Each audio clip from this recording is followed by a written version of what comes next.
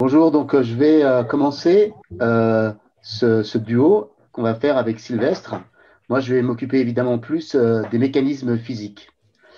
Donc, juste pour vous décrire un peu, on a travaillé ce livre à quatre mains et on a travaillé aussi ce talk ensemble. Et vous allez voir, petit à petit, je vais aller vers Sylvestre et Sylvestre va reprendre le bâton et continuer le talk.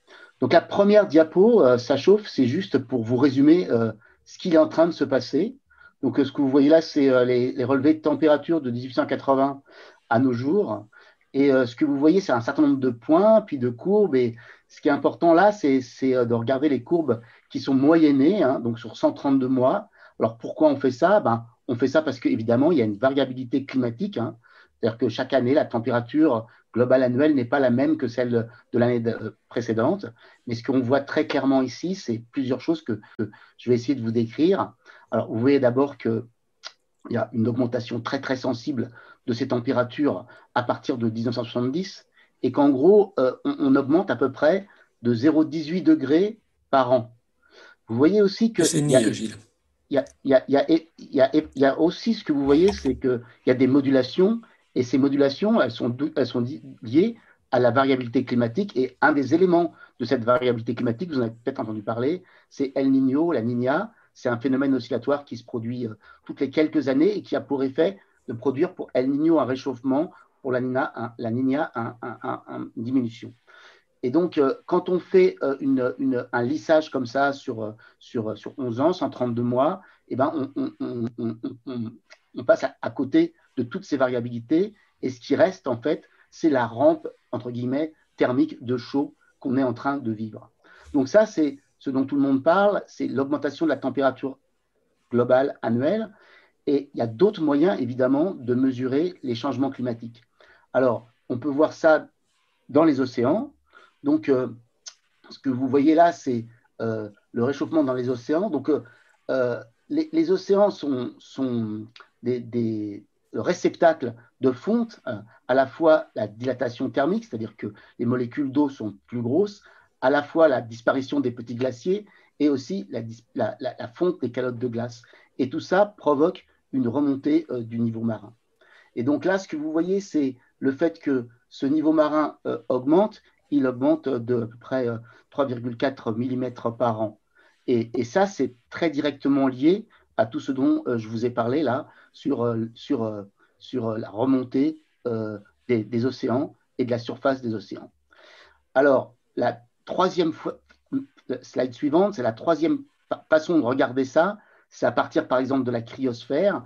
Et là, ce qu'on voit, c'est comment les différents états de la cryosphère sont directement touchés par le changement climatique. Donc, la première diapo en haut, vous voyez le fait que en septembre 2020, c'est-à-dire très récemment, pourquoi en septembre? Parce que c'est le moment où la banquise se rétracte le plus dans l'hémisphère nord. Et vous voyez que par rapport à une comparaison des modèles satellitaires sur 30 ans, eh bien en septembre 2020, on a perdu une énorme partie de la banquise. Et d'ailleurs, cette perte de banquise dans l'hémisphère nord a longtemps été un problème pour les modélisateurs comme moi qui avaient du mal à simuler une banquise qui évolue si fort.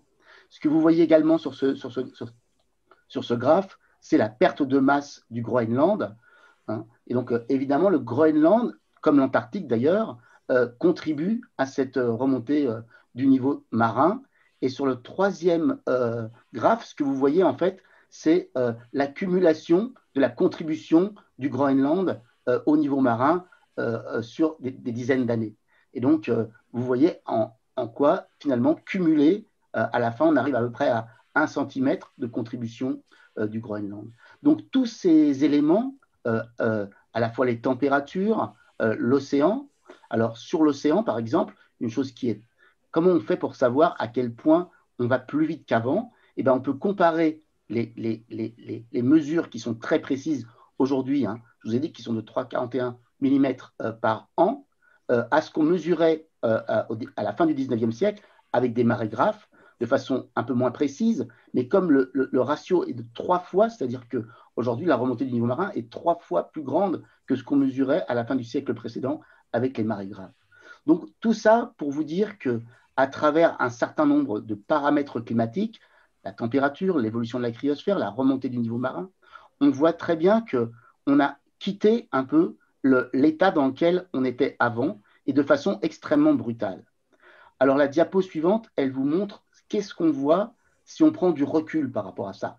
Donc là, ce que je vous ai montré sur les 3 premières diapos, c'est un peu comment on encaisse le coup dans les différentes composantes, l'océan, la Terre, la cryosphère. Et là, ce que je vous montre un peu, c'est plutôt une vision temporelle. Donc on peut, en fait, grâce, et ça c'est vraiment extraordinaire, grâce au carottage en Antarctique, on peut remonter non seulement aux températures sur 800 000 ans, mais également grâce aux bulles piégées dans les carottes de glace, on peut remonter à la composition atmosphérique sur 800 000 ans. Donc sur cet espace de temps qui est énorme, on sait comment a varié la température et aussi comment ont varié les gaz à effet de serre principaux que sont le dioxyde de carbone, le CO2 et le méthane. Et donc, c'est ce que vous voyez sur l'image du haut, donc 800 000 ans d'enregistrement, et on voit entre ces 800 000 ans que, essentiellement, la Terre, elle a pour réponse climatique au forçage de faire des longs cycles glaciaires et de courts cycles interglaciaires. Et nous sommes actuellement dans un cycle interglaciaire, le dernier, qui s'appelle l'Holocène. Donc sur la diapo du haut, vous voyez de grandes variations en fait de température, avec des températures la plupart du temps très froides, plus froides, et puis des interglaciaires qui sont comme celui-ci, beaucoup plus doux.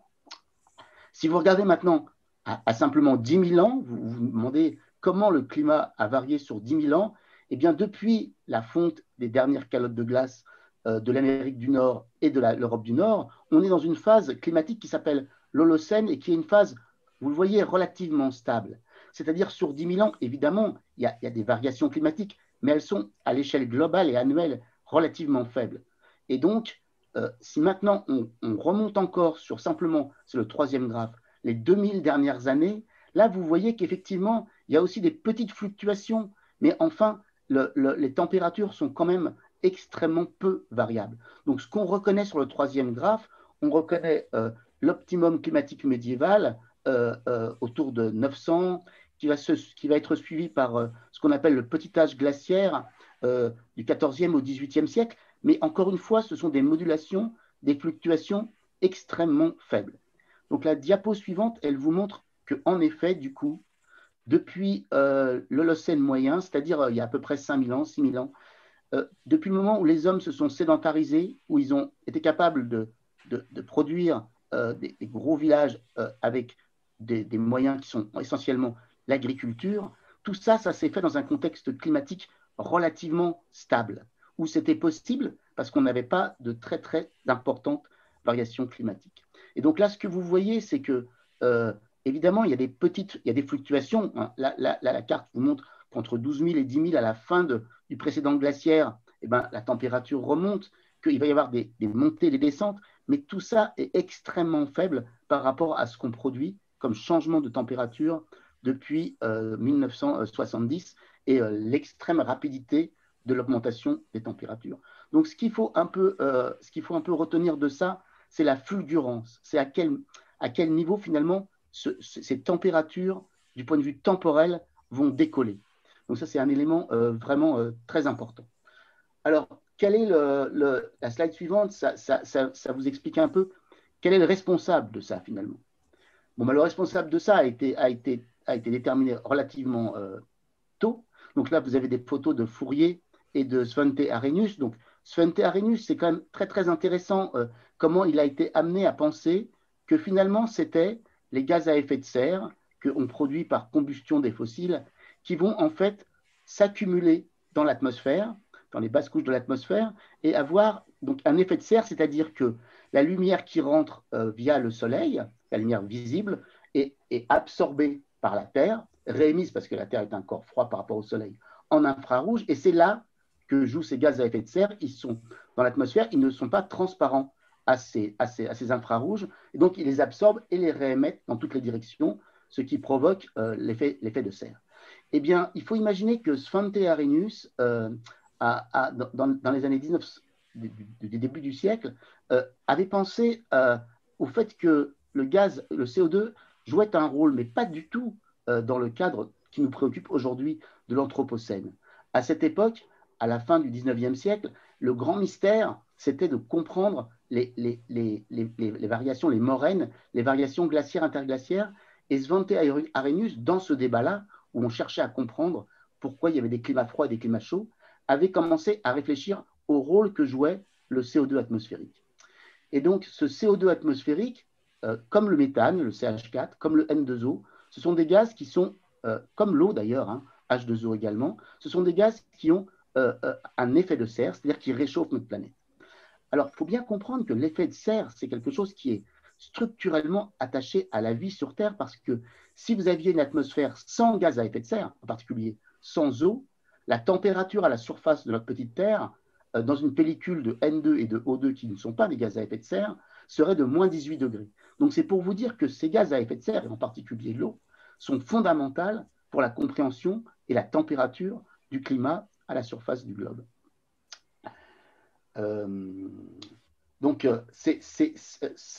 Svante Arrhenius avait donc fait ses calculs pour expliquer les variations glaciaires interglaciaires, et puis il avait pensé aussi que le fait que l'industrie se développait, l'émission de gaz à effet de serre aurait tendance à réchauffer le climat. Et à l'époque, il voyait ça sur des échelles de temps de plusieurs milliers d'années. Ça, il avait tort, ça s'est fait beaucoup, beaucoup plus vite que ce que Svante Arrhenius pensait, le réchauffement climatique, et que finalement, ce serait plutôt un bienfait. Donc, on va laisser un peu Svante Arrhenius et revenir à notre monde. Et ce que vous voyez en dessous, c'est que après-guerre, à partir de la fin des années 40, début des années 50, des scientifiques, et en particulier Keeling, se sont mis un peu à l'écart du monde sur des îles comme Hawaï et la montagne du Mauna Loa.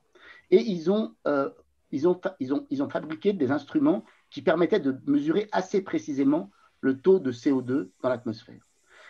Et donc, on a mis en évidence qu'en effet, de façon extrêmement rapide, le CO2 changeait dans l'atmosphère, c'est-à-dire qu'on était en mesure, et ça c'est un truc qui n'est pas négociable au sens où c'est juste une vérité de mesure, c'est-à-dire qu'on s'est mis en mesure de regarder comment finalement l'homme, en quelque temps, modifiait sa propre pellicule atmosphérique en modifiant, alors là je vous montre le CO2, mais on peut aussi mesurer bien évidemment le méthane et les autres gaz à effet de serre.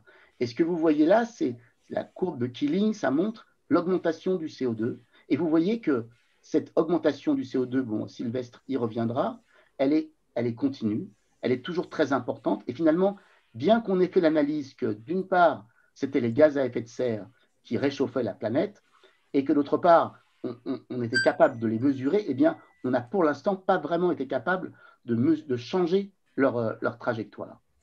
Donc, ce que vous voyez enfin, le dernier graphe que vous voyez, c'est un des climatologues les plus actifs aux États-Unis, qui s'appelle Hansen, qui dès les années 88 avait commencé avec des modèles à dire, ben voilà, si on modifie la composition de notre atmosphère avec ces gaz à effet de serre de façon aussi marquée et aussi rapide, voilà à quoi ça conduira du point de vue des températures de surface, c'est-à-dire à une augmentation très importante de la température de surface. Quand je dis très importante, c'est parce que je vous ai montré que si on regarde sur 2000 ans, eh bien, on n'a que des modulations de température, on n'a pas d'augmentation aussi importante. Je vous ai montré que sur 10 000 ans, toujours pas. Et en fait, ce qu'on peut montrer, c'est que on est en train de sortir de ce que sont les variations des différents interglaciaires. C'est-à-dire que l'Anthropocène est un monde nouveau au sens où le CO2 auquel on est aujourd'hui, 413 ppm, c'est un CO2 qu'on n'a pas connu depuis des millions d'années. Et ça, on le sait grâce au carottage dans l'Antarctique, au moins pour le dernier million d'années. Bon, alors, maintenant qu'on a vu que c'était le CO2, on va regarder un peu mieux ce coupable, pourquoi il est là et pourquoi il augmente dans l'atmosphère. C'est la diapo suivante. Donc là, ce que vous voyez, c'est des espèces de couches, c'est un espèce de millefeuille où vous voyez, on commence en 1880 avec 3 milliards de tonnes émises et on finit dans les années 2015-2020 avec 40 millions de tonnes émises. Et ce que vous voyez, c'est la part de chaque feuille, chaque couche, si vous voulez, correspond à un impact. Donc vous voyez d'abord que l'impact important en marron foncé, c'est le charbon. Vous voyez la part qu'il a aujourd'hui dans sa responsabilité comme combustible fossile. Au-dessus, vous voyez le pétrole en noir. Au-dessus, vous voyez encore le gaz en bleu. Et enfin, vous voyez au-dessus tout ce qui est ciment en gris et déforestation. Et chaque tranche, à l'arrivée, chaque tranche correspond à la contribution de tous ces éléments. Donc, vous voyez, la déforestation, c'est à peu près 5 gigatonnes, le ciment. Vous voyez l'importance du charbon. Enfin, ce que vous voyez qui est extrêmement clair, c'est deux choses. C'est d'une part que les combustibles fossiles ont la part du lion, véritablement, que ces combustibles fossiles continuent de monter. Et surtout, vous voyez que en fait, quand on a le gaz et le pétrole, eh bien, ce sont des choses qui se rajoutent. C'est-à-dire qu'on a du charbon, du gaz et du pétrole. On n'a pas une fin du charbon. Le charbon continue évidemment de participer à la combustion. Alors, on va regarder maintenant où on en est aujourd'hui, et je vais vous donner quelques résultats sur les projections maintenant. Donc, où est-ce qu'on en est? Ben, ça, c'est des choses qu'on peut très très bien mesurer. Et c'est en particulier, je vous expliquais, le CO2, le méthane, les gaz à effet de serre, leur évolution depuis 1880 a conduit à des évolutions à la fois de la température et évidemment du niveau marin.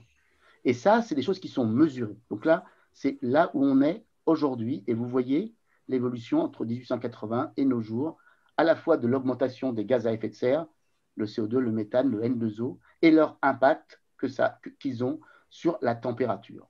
Donc depuis 1880, la température est montée déjà de plus que 1 degré. Sur la courbe de Columbia que je vous ai montré tout à l'heure, on voyait à peu près 1,3 degré. Donc ça, c'est là où on est. La diapo suivante, elle vous montre un peu comment on fait des projections. Alors, on fait des projections à partir de modèles d'atmosphère et d'océan, qui sont les deux fluides caloporteurs qui vont permettre de répartir l'énergie qu'on reçoit dans les tropiques, qui est en plus, et de la répartir vers les pôles. C'est eux qui, par leur dynamique, permettent cette répartition. Donc, les modèles calculent le climat actuel. Ils ont un certain nombre de paramètres qui sont fixés sur le climat actuel, en particulier les nuages, parce que les nuages ont une microphysique qui est très, très difficile à représenter, donc elle est approximée dans les modèles. Et ces modèles-là, on les teste sur l'actuel et on les teste, c'est un peu mon travail, dans le passé pour montrer que les mêmes modèles qu'on utilise dans le futur sont capables de simuler des climats du passé pour lesquels on a des données. Donc là, il ne s'agit pas de projection, il s'agit de vraies données. Donc on peut mesurer à la fois la capacité de ces modèles à mesurer ce qui se passe sur l'échelle des satellites, c'est-à-dire depuis une trentaine d'années, très précisément. On peut mesurer la sensibilité de ces modèles sur des climats du passé pour voir s'ils sont bien sensibles comme on l'entend et si les changements climatiques qu'ils simulent sont bien comparables à des données. Et ensuite, ces mêmes modèles, avec un certain nombre de choses en plus qui sont liées aux perturbations anthropiques, c'est-à-dire aux perturbations de l'homme, comme par exemple les aérosols. Donc il y a des choses qui sont très spécifiques à la situation dans laquelle on est maintenant et qui calculent donc l'évolution de ce climat sur le siècle prochain. C'est tout l'enjeu et tout l'apport du GIEC dont Sylvestre parlera plus tard. Donc la diapo suivante, elle vous montre justement ces évolutions. Alors ces évolutions, évidemment, pour les calculer, on a besoin d'avoir des scénarios. Donc pour le dernier rapport du GIEC, c'était le 5e rapport du GIEC, l'AR5, ce que vous voyez, c'est les différents scénarios. Alors, il y a des scénarios qui sont, entre guillemets, les pires, mais en fait, qui sont des scénarios où finalement, on ne fait rien. Hein. C'est pour ça qu'on les appelle business as usual, c'est-à-dire comme on continue nos affaires. C'est les scénarios qu'on appelle dans notre jargon RCP 8.5, mais malheureusement, c'est les scénarios les plus réalistes. Mais en fait, dans le GIEC, on teste 4 scénarios, et pas un seul. On teste le RCP 8.5 dont je vous ai parlé, mais aussi des scénarios qui sont beaucoup plus favorables, comme le RCP 2.6, qui consiste à dire qu'en 2050, on arrête d'émettre du CO2 et qu'on passe dans une phase où on va stocker plus de CO2 qu'on va en émettre. Et évidemment, ces différents scénarios vont produire des changements de température et de remontée du niveau de la mer que vous voyez. Donc, les scénarios les plus réalistes, encore une fois, à la fin du siècle, le RCP 8.5, vous voyez qu'il conduit à des augmentations de niveau marin de 40 cm à 1 mètre et des augmentations de température qui vont de 3,5 à 6,5 degrés. Et on attend un prochain rapport avec sans doute des augmentations plus importantes des températures à la fin du siècle. Alors, maintenant, je vous montre deux choses qui sont importantes. La diapo suivante, elle vous montre 4 boules. Et ce que vous voyez dans les 2 boules du haut, ce que vous voyez, c'est la différence entre les températures à la fin du siècle par rapport aux températures au début du siècle. Donc, ce sont les anomalies de température. À gauche, vous voyez pour le RCP 2.6, donc là où véritablement on prend les choses en main et on inverse la trajectoire, et à droite pour le RCP 8.5. Donc, du point de vue des températures en anomalie, il n'y a pas tellement de secret. Ce que vous voyez, je pense que vous pouvez très bien le voir vous-même, c'est premièrement que quand on parle d'un réchauffement à 2 degrés de température moyenne, vous voyez bien que c'est une simplification parce qu'en fait, dans le réchauffement climatique, à cause de l'amplification polaire, les températures sont beaucoup plus importantes, les réchauffements sont beaucoup plus importants aux hautes latitudes qu'aux basses latitudes. Première chose. Et deuxièmement, si vous regardez plus attentivement, vous verrez autre chose. Ça se voit mieux sur la diapo en haut à droite pour le RCP 8.5. Vous voyez que les continents se réchauffent plus que les océans. Et ça, c'est très facile à comprendre. En fait, quand vous réchauffez un océan, eh bien, l'océan évapore. Et quand il évapore, il se refroidit. Et donc, l'océan peut s'évaporer puisque c'est une masse d'eau relativement infinie de ce point de vue-là. Et donc, par contre, sur Terre, une fois que la Terre est bien sèche et qu'elle a bien évaporé, c'est fini. Et donc, elle va se réchauffer plus vite que l'océan parce qu'elle n'a pas les moyens d'évaporer. Une fois qu'elle a évaporé l'eau qu'elle contenait, eh ben, elle va vraiment se réchauffer plus rapidement. Donc, c'est ça qu'on voit sur les diapositives du haut. Et les diapositives du bas, je vous les ai mis parce qu'elles sont beaucoup plus compliquées. C'est la même chose que pour les températures, mais pour les précipitations. Et là, vous voyez qu'un climat plus chaud, on pourrait se dire, ah ben, quand il fait plus chaud, l'air est plus chaud, il peut contenir plus de vapeur d'eau. Donc, on pourrait penser qu'un climat plus chaud est intrinsèquement plus humide. Mais en fait, ce que vous montrent ces résultats-là, ce n'est pas du tout le cas, c'est beaucoup, beaucoup plus complexe que ça. Et on pourra revenir dessus. Il y a des choses pour lesquelles les modèles sont capables de donner un résultat convergent. Par exemple, le fait que la Méditerranée va s'aridifier énormément, le fait qu'au nord de l'Europe, on aura plus de précipitations. Et puis, il y a des zones sur lesquelles les modèles ne sont pas d'accord pour l'instant, comme par exemple le devenir des moussons africaines. Ça, là-dessus, il n'y a vraiment pas, pour l'instant, une convergence des modèles. Voilà, alors ça, c'est c'est les scénarios que nous donne le GIEC, et nous, modélisateurs, on fait les calculs.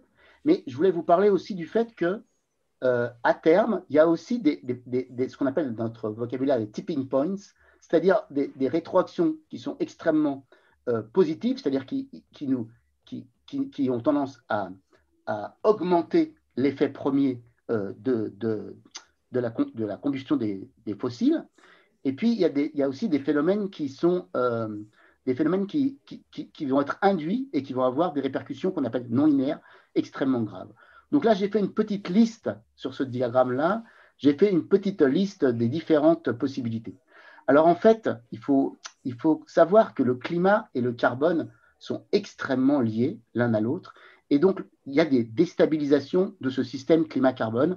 Donc, je vais vous en donner un exemple tout à l'heure.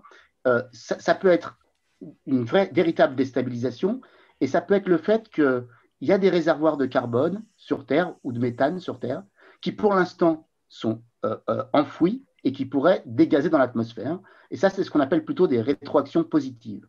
Et il y a aussi des déstabilisations et des perturbations qui sont liées à la cryosphère et aux océans.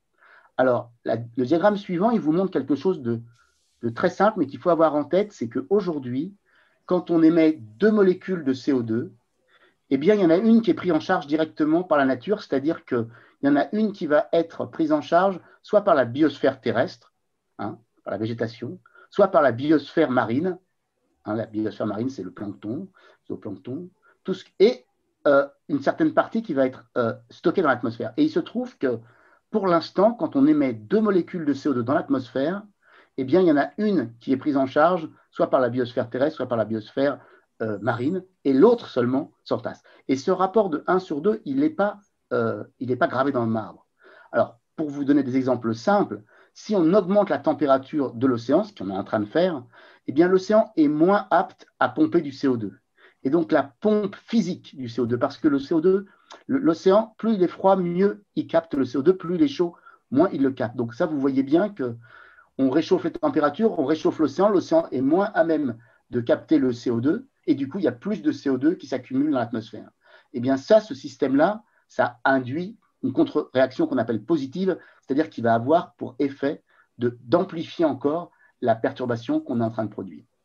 Alors, la diapositive suivante, elle vous montre d'autres choses qui sont des bombes à retardement. Alors, pourquoi des bombes à retardement? Parce qu'il y a des zones comme les pergélisols, les zones qui sont glacées en Sibérie, au Canada, qui contiennent sous forme gelée à l'intérieur du sol du méthane et du CO2. Évidemment, si on réchauffe ces zones, en particulier pour le permafrost, hein, en Sibérie, vous avez sans doute vu, parce que c'était très spectaculaire, que lorsqu'on libère ce permafrost et que les sols qui étaient gelés toute l'année libèrent leur gaz, ils deviennent très meubles et on voit des isbas complètement couchés ou faisant 60 degrés parce que les sols qui étaient avant très durs et sur lesquels on pouvait construire deviennent meubles, gorgés d'eau et surtout, pour ce qui nous intéresse nous, font échapper du méthane et du CO2. Et donc ça, c'est quelque chose qui vient s'ajouter en plus aux changements que nous, on produit. Et à des termes beaucoup plus longs, il y a aussi, au fond des océans, à 500-800 mètres, ce qu'on appelle des clatrates, des hydrates de méthane, qui sont alors, eux, de très gros réservoirs, et que si on venait à toucher à ces réservoirs-là, on pourrait avoir un dégazage de méthane aussi très important. Et tout ça, donc, ce sont des effets qui sont en fait pas directs, mais indirects, au sens où si on passe des températures, à la fois sur le continent et dans les océans, certaines valeurs de température, eh bien, on met en branle ces réservoirs et ces réservoirs viennent amplifier encore les températures. Donc, une dernière déstabilisation dont je voulais vous parler, c'est le Gulf Stream, c'est la diapo suivante. Ça, on en parle beaucoup, mais en fait, c'est lié au fait que pour l'instant, nous avons un transport d'énergie par l'océan, en particulier par l'Atlantique, via la circulation méridienne. Et en fait, on pense souvent que l'océan est extrêmement solide, mais en réalité, l'océan a des talons d'Achille. Et en particulier, ces talons d'Achille viennent du fait que pour produire l'eau de tous les fonds océaniques, il y a des petites zones, des zones où l'eau est très dense, c'est-à-dire très salée et très froide, et où par cascade, on va pouvoir produire des eaux profondes.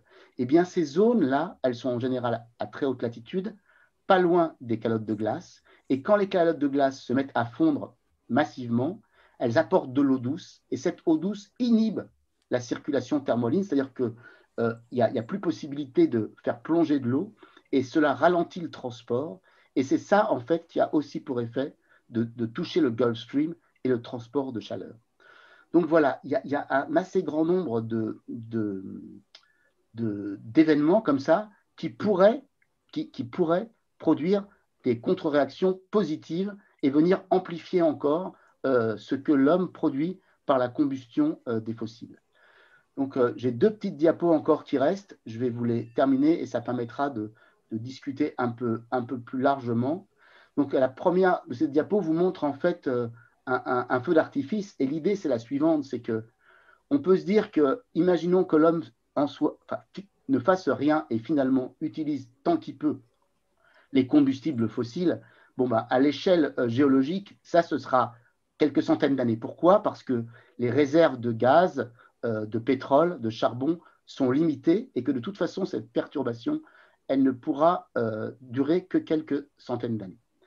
Et la diapo suivante, la diapo du dessous, excusez-moi, elle vous rappelle une chose, c'est qu'on est dans une ère, en fait, et ça, c'est peu de gens le savent, on est dans une ère assez particulière, en fait, de l'histoire de la Terre, où on a des calottes de glace, ce qui est très rare. Hein. Sur Terre, il y a 80% du temps, il n'y a pas de calottes de glace, il fait chaud. Et donc, nous, on est en tout cas dans une zone et dans une ère où le CO2 est bas, le quaternaire, c'est-à-dire les 2,5 derniers millions d'années, c'est une période où le CO2 est très bas par rapport à ce que la Terre a connu comme CO2. Et donc, quand on fait cette expérience qu'on est en train de faire dans ces conditions-là, évidemment, le risque, un des risques très importants, c'est à terme de faire fondre ces calottes de glace. Et la diapo suivante, elle vous montre pourquoi, en fait, il ne s'agit pas vraiment de sauver le climat, il s'agit surtout de savoir comment l'homme va se débrouiller avec ce problème-là, vu que la principale cible de ce qu'il est en train de faire, c'est lui-même. Ce que vous voyez là, c'est la démographie en 2050 par rapport à celle de 2000.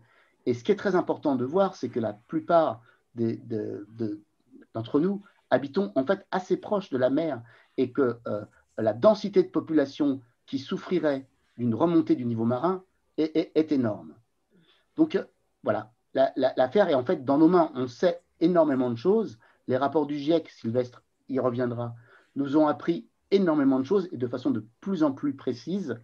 Et la question, la diapo suivante, montre justement tous ces rapports, en particulier depuis le dernier rapport du GIEC qui a eu lieu il y a à peu près 4 à 5 ans maintenant. On en aura un autre en 2021, mais normalement il sera postponé à cause du Covid à 2022. Entre ces deux rapports-là, globaux, on a eu une demande de rapports spéciaux sur la cryosphère et l'océan, sur les terres, et sur ce que c'est que 1,5 degré par rapport à 2 degrés. Et tous ces rapports qui concernent des centaines, voire des milliers de scientifiques qui y contribuent comme correcteurs, eh bien, tous ces rapports montrent où est-ce qu'on va. Et pour terminer mon exposé et laisser la parole à Sylvestre, je dirais, voilà, on a l'information. L'information, elle est sur la table. Et donc, toute la question va être en fait de savoir comment on va être capable ou pas d'utiliser cette information pour avoir un futur avec, donc j'ai dit 9 milliards d'hommes en 2050, qui soit digne pour toutes ces populations. Merci Gilles. Donc je prends la parole pour la suite de la présentation. Vous voyez là des couvertures de différents rapports du GIEC, le groupe d'experts intergouvernemental sur l'évolution du climat, qui a été créé en 1988 à la demande en fait de Ronald Reagan et de Margaret Thatcher qui voulaient que le programme des Nations Unies pour l'environnement ne soit pas le constructeur de l'expertise mondiale, internationale sur le changement climatique. Et ils espéraient probablement ainsi avoir des résultats sur lesquels ils auraient pu agir, puisque le mode de fonctionnement du GIEC, c'est celui de l'ONU, c'est-à-dire que toutes les décisions importantes, notamment la nomination du bureau, la décision de contenu des rapports, se fait en assemblée plénière avec une voix par pays. Et les États-Unis, à l'époque, espéraient être capables de manipuler à la fois les délégations gouvernementales et éventuellement la science qui en sortirait. Ça a complètement échoué, d'abord parce que les positions des différents pays dans le monde ont été très vite complètement divergentes. Les pays les plus vulnérables au changement climatique ont très vite compris qu'ils allaient être les dindons de la farce et qu'ils avaient intérêt à ce que le GIEC travaille correctement et qu'il soit prouvé que leurs problèmes futurs viennent des émissions de gaz à effet de serre historiques des pays développés. Et la deuxième raison, c'est que la communauté scientifique du climat au plan mondial s'est très bien organisée pour faire ce travail. Et du coup, la force des rapports a été telle qu'aucun gouvernement, même les plus climato-sceptiques, même les gouvernements de Bush, même les gouvernements de Poutine ou de l'Arabie saoudite, n'ont jamais osé, ne serait-ce que s'abstenir lors du vote du rapport final pour décideurs. Et donc, on pourrait dire, comme des militants le disent, on sait. En réalité, le on doit être expertisé. Juste avant cette réunion, je regardais un tweet qui faisait état d'une enquête sociologique de l'ADEME qui montre que 38% de plusieurs centaines d'élus se réclamant de la droite traditionnelle en France pensent que le changement climatique, en fait, ça a toujours existé et que ce n'est pas un problème. Ce qui est assez étonnant, c'est que c'est un pourcentage qui n'est pas très, très différent de celui qu'on trouve dans la population française dans son ensemble. Où la réponse, le changement climatique, c'est quelque chose, c'est une hypothèse sur laquelle les scientifiques ne sont pas d'accord quant aux causes et aux conséquences. Eh bien, suivant les années, il y a entre une petite trentaine et une grosse trentaine de Français qui pensent ça, d'après ces enquêtes. Et donc, ce que ça veut dire, c'est que la transmission du savoir produit par le GIEC à la société, dans toutes ses composantes, les citoyens comme les décideurs économiques, politiques, n'est pas du tout une évidence. C'est un travail qui se heurte à la difficulté de compréhension des populations de la science du climat, qui n'a rien de simple, même si Gilles vous en a fait une présentation très pédagogique. Et puis, il y a un deuxième élément que tous les psychologues connaissent, c'est qu'il y a des choses qu'on n'a pas envie de croire. Or, comme on verra à la fin, limiter la menace climatique, ça suppose de mettre en cause toute une série de structures sociales et économiques et politiques. Et donc, les gens qui n'ont pas envie de changer les structures existantes parce qu'ils en profitent ou qui sont incapables d'imaginer une autre société, évidemment, ils n'ont pas envie de croire ce qui est écrit dans les rapports du GIEC. Donc ces deux causes, la difficulté objective de transmission d'un savoir complexe et d'autre part, l'impact de ce savoir sur l'opinion qu'on a sur dans quelle société nous voulons vivre, explique ces pourcentages encore très élevés dans le monde, dans notre pays, de personnes de tout niveau politique, des citoyens à des dirigeants de très haut niveau, qui en fait refusent le savoir accumulé par le GIEC. Alors, Gilles vous parle des mécanismes physiques. Moi, je vais vous donner quelques indications sur les risques. Il vous a dit, le problème, ce n'est pas le climat, c'est nous. Oui, dans 150 millions d'années, la Terre existera toujours. Je serais très surpris qu'il y ait des hommes sur la Terre et elle se sera parfaitement remise de ce qu'on lui fait subir aujourd'hui. Donc, le problème du changement climatique, c'est les impacts sur les populations humaines. Là, j'en ai listé quelques-uns rapidement. La montée du niveau marin et l'immigration forcée. C'est simple. Si vous augmentez le niveau marin de 1 mètre, et c'est ce à quoi on doit s'attendre probablement d'ici la fin du siècle, il y a au moins 200 millions de personnes qui vivent sur des territoires qui seront tout le temps ou temporairement submergés par les océans. Donc ils vont perdre leur lieu de vie, mais aussi pour beaucoup dans les grands deltas, par exemple, les surfaces agricoles. Alors 200 millions de personnes qui, par à-coup, vont devoir quitter leur lieu de vie et leur travail, ça vous donne une des dimensions considérables des risques du changement climatique. La production agricole, les études des agronomes sont assez claires, même s'il y a des différences considérables entre les différents endroits de la planète. C'est vrai que le Canada et la Russie peuvent espérer augmenter leur production de blé avec la montée au nord des températures le permettant. Mais on s'en fout un peu parce que les Russes et les Canadiens ont assez à manger. Notre problème, c'est comment on nourrit les populations africaines, les populations du Sahel, les populations d'Asie du Sud-Est. Or là, dans tous ces territoires, l'augmentation des températures et les menaces qui pèsent sur la stabilité des moussons constituent des menaces très très fortes sur la production agricole. Il y a de nombreux écosystèmes terrestres et marins qui vont être complètement bouleversés par le changement climatique, évidemment en synergie avec les épuisements de ressources, la surpêche, la pollution, l'artificialisation des sols. Les infrastructures industrielles, elles sont concernées aussi à la fois par les destructions. Gilles vous a parlé de ce qui se passe en Sibérie ou au Canada, où les gazoducs reposent maintenant sur des sols meubles, mais bien évidemment, les infrastructures industrielles ou urbaines sont adaptées à un climat donné. Quand ce climat change très vite, un rythme qui est supérieur au taux de renouvellement de ces infrastructures, eh bien, elles ne sont plus adaptées. Finalement, le principal problème, c'est que les changements sont trop rapides. En dernier, et bien évidemment, il y a des risques géopolitiques.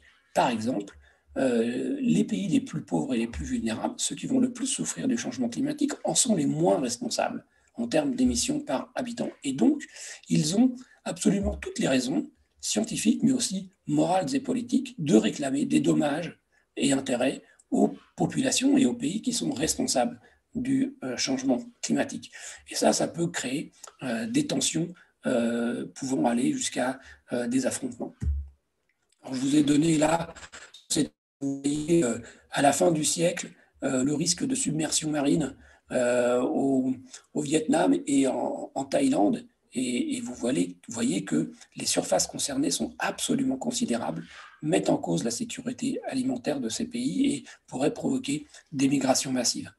En France aussi, toujours les zones en rouge sont celles qui peuvent être submergées une fois par an à la fin du siècle, avec la hausse du niveau marin global, et puis un événement du type une tempête, un gros coefficient de marée qui sont ensemble, etc. Et vous voyez que là aussi, il y a des surfaces absolument considérables qui sont concernés par le phénomène. Alors, le problème climatique, c'est un problème scientifique, c'est un problème de gestion des risques naturels pour l'ensemble de la population, mais c'est aussi et d'abord un problème social. Pourquoi? Parce que les causes du changement climatique sont très inégalement réparties dans la population mondiale. Si on ne prend que les émissions de CO2, qu'est-ce qu'on observe? On observe que la moitié des émissions mondiales ne sont émises que par les 10% des êtres humains les plus riches. Donc en gros 700 millions de personnes sur 7 milliards. Et qu'à l'autre bout de l'échelle, les 50% les plus pauvres de la population mondiale, donc 3 milliards et demi d'habitants, n'émettent que environ 10% des émissions totales de CO2 de la population mondiale. Donc en gros, la moitié, 3 milliards d'êtres humains, sont en situation de dire nous allons souffrir très fortement de ce changement climatique et nous n'en sommes en rien responsables. Et donc nécessairement, une telle situation ne peut que provoquer des tensions géopolitiques de grande envergure. Alors je vous ai mis un élément un peu plus précis pour mieux mesurer pays par pays, grand ensemble régional par grand ensemble régional, ces inégalités sociales. Vous voyez ces trois petits camemberts, ces trois ronds, qui vous disent que sur celui qui est à ma gauche, 10% de la population émet environ 45% des émissions mondiales. Eh bien, 40% des personnes concernées sont des États-Uniens et des Canadiens. Mais vous voyez aussi que 20% de cette population vit dans l'Union européenne et que déjà 10% de cette population vit en Chine. Les 40% du milieu, c'est-à-dire la partie de la population qui constitue le ventre de ces trois graphiques, émet elle aussi environ 40% des émissions mondiales. Et vous voyez que les Chinois constituent 35% de cette population et les habitants de l'Union européenne, 18%. Et il ne faut pas vous tromper, le graphique qui est à l'extrémité de droite, il est tout petit par rapport aux autres, mais en réalité, il concerne la moitié des habitants de la Terre, 50% des êtres humains. Et vous voyez que ces personnes qui n'émettent que 13% des émissions mondiales sont concentrées en Inde, en Chine, en Amérique latine, en Asie, dans d'autres pays d'Asie et au Moyen-Orient. Et ce qui est très clair, c'est que cette répartition très inégale dans la cause du changement climatique constitue le risque géopolitique majeur du XXIe siècle. Alors, il est très important de ne pas avoir une représentation bisounours du problème climatique, avec l'idée qu'il n'y a qu'à faire ceci et cela et qu'on va résoudre le problème. Il suffit d'utiliser telle et telle technologie décarbonée et hop, ça sera terminé. Pour comprendre que ce n'est pas du tout comme ça que se pose le problème, je vous propose ce graphique qui vous présente les émissions mondiales de CO2 par secteur d'émissions. Donc en bas en jaune, c'est tout simplement l'électricité. Au-dessus, c'est d'autres secteurs industriels. En vert, c'est le contrôle thermique des bâtiments. En bleu, c'est les transports, donc les voitures, les camions, et puis d'autres secteurs. Et ce que vous voyez, c'est que de 1990, c'est une date qui est prise à dessein, parce que 1990, c'est la date du premier rapport du GIEC. De 1990 à 2017, la population mondiale est passée de 5,3 milliards à 7,5 milliards. Les émissions de CO2 sont passées de 22 milliards de tonnes par an à 37 milliards de tonnes par an, du CO2 hors déforestation. Et ce graphique vous donne à la fois une clé d'explication de l'évolution du monde. Vous voyez que l'évolution économique des 30 dernières années est toujours fondée sur l'utilisation massive du carbone fossile. Mais ce que vous voyez aussi, et qui est très trompeur, c'est que la moyenne par habitant n'évolue pas énormément. En 1990, on est à 4,2 tonnes de CO2 par habitant et par an. Et en 2017, on n'est finalement qu'à 4,9 tonnes de CO2 par habitant et par an. Et donc, on n'a pas bouleversé les émissions par tête.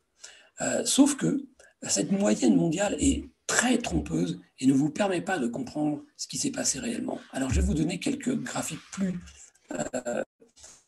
sur la population du monde. Là, vous avez la même chose pour la Chine. Et vous voyez bien que là, en revanche, les émissions par habitant sont passées de 2 tonnes par an en 1990 à 7 tonnes par an en 2017. Alors que la population a certes augmenté, mais 117 millions, 1 milliard 172 millions à 1 milliard 409 millions, ça pèse évidemment, mais ce n'est pas une explosion démographique.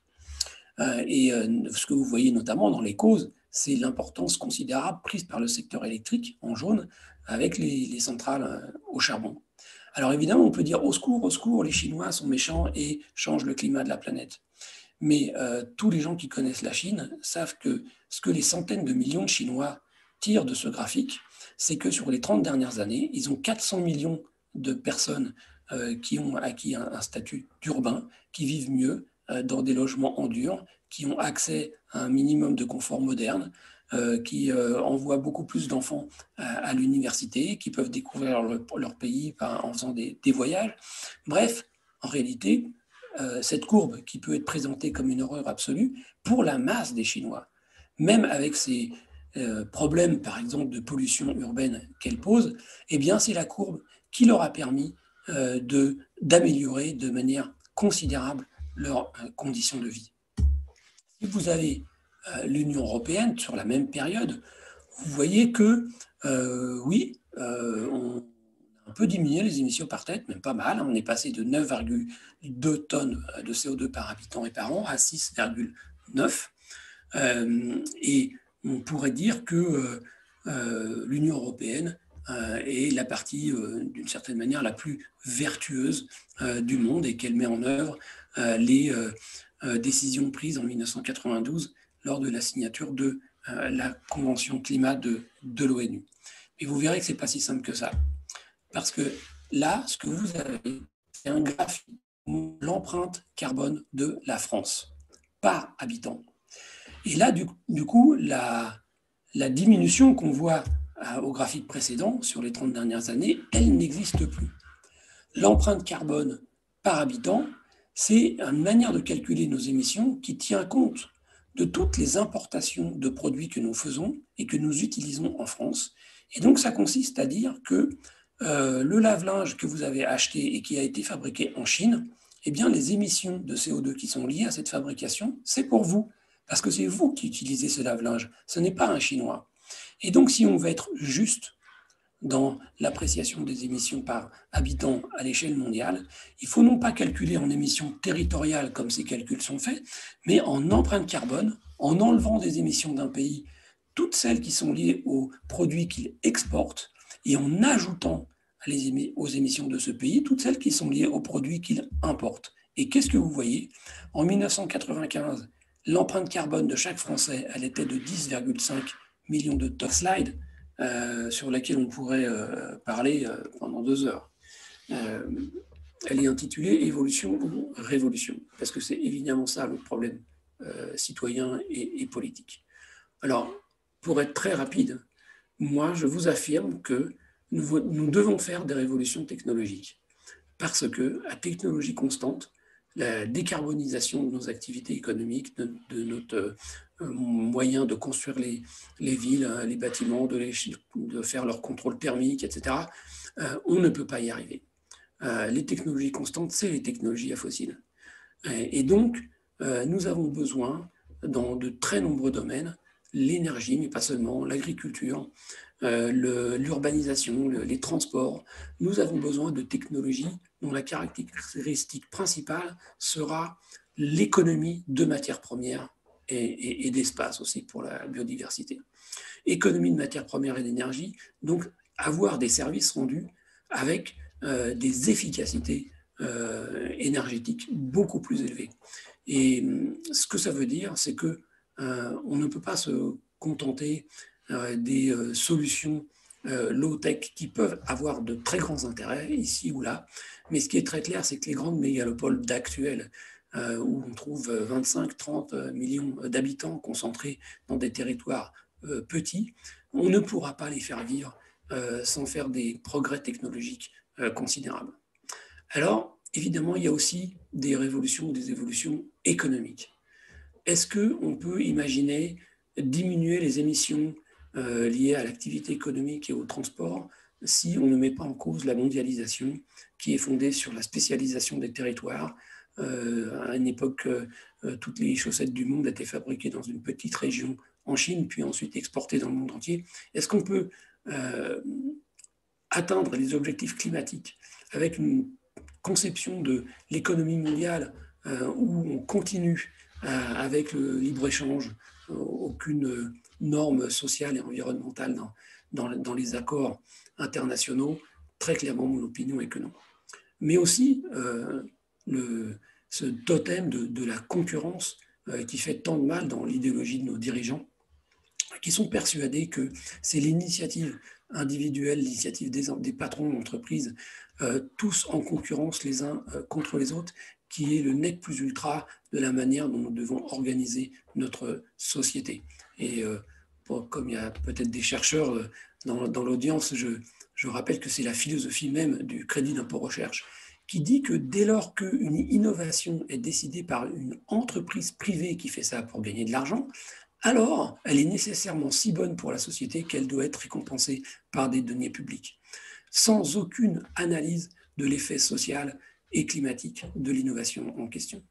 Et donc c'est très clair que si l'on veut qu'on se pose la question de produire quoi, pour qui, avec quelles conséquences pour l'environnement et l'humanité, au moment où on décide de ces productions dans des entreprises, eh bien, il faut modifier, il faut changer, il faut bouleverser tout ce qui tourne autour de la propriété du capital, et notamment des grandes entreprises et des grandes banques.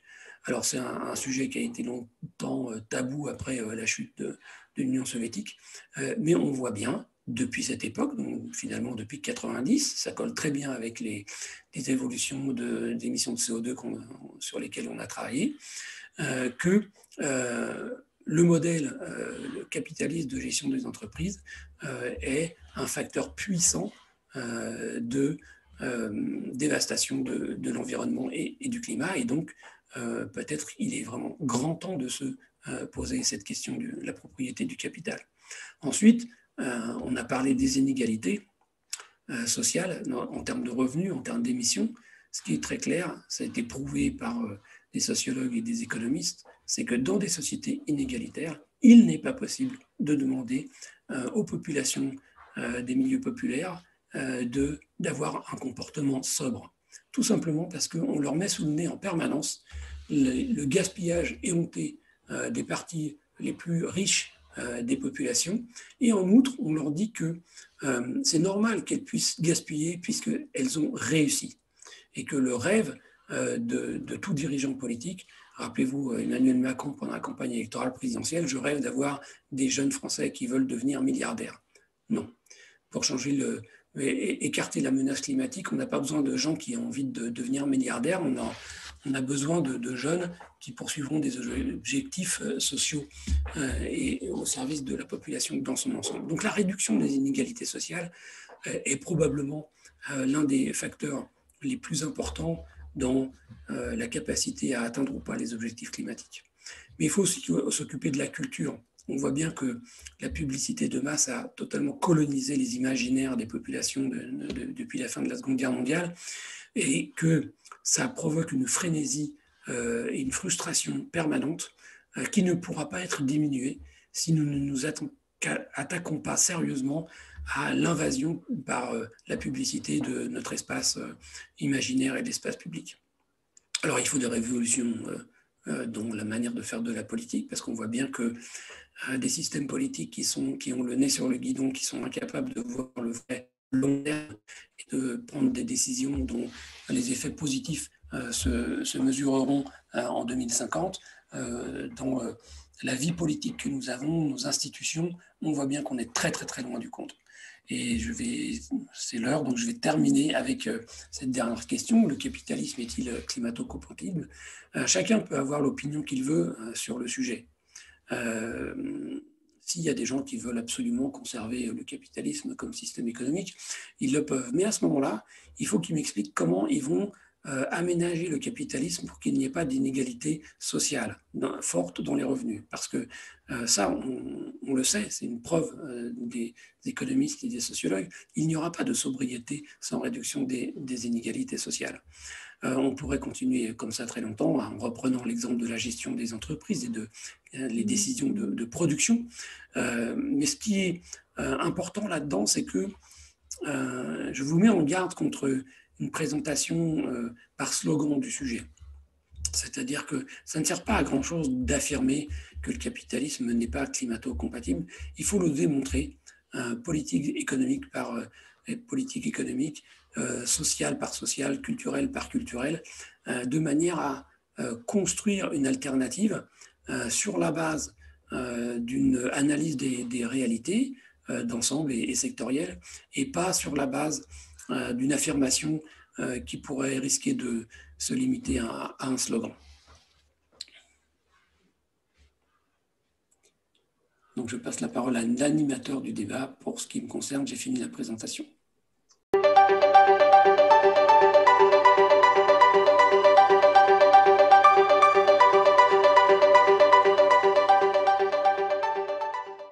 Merci Sylvestre, merci.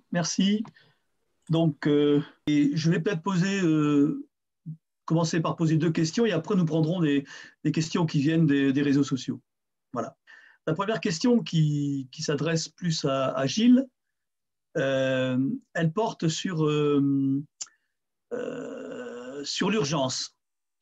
Parce que, bon, dans l'exposé que tu as fait, Gilles, on voit bien que par rapport au temps géologique, ce que nous sommes en train de vivre, c'est très rapide. C'est sur même pas un siècle, alors que les évolutions précédentes se passaient sur des centaines, voire des millions d'années. Mais cette urgence, il me semble qu'elle est encore plus forte avec le rapport du GIEC de la fin 2018, où ce rapport a posé le fait que une augmentation de la température moyenne sur la Terre de 1,5, c'était mieux que 2 degrés et que les conséquences étaient totalement différentes. Est-ce que tu peux commenter un peu cette urgence climatique qui dit que finalement le GIEC nous dit que ça va se passer dans les 10 à 15 années, peut-être 20 années qui viennent, quoi. Voilà, première question. Oui, ben, je peux éclairer cette question de l'urgence. C'est effectivement, tu as raison, une question assez fondamentale. Finalement, le débat d'aujourd'hui, c'est sur le mécanisme du changement climatique.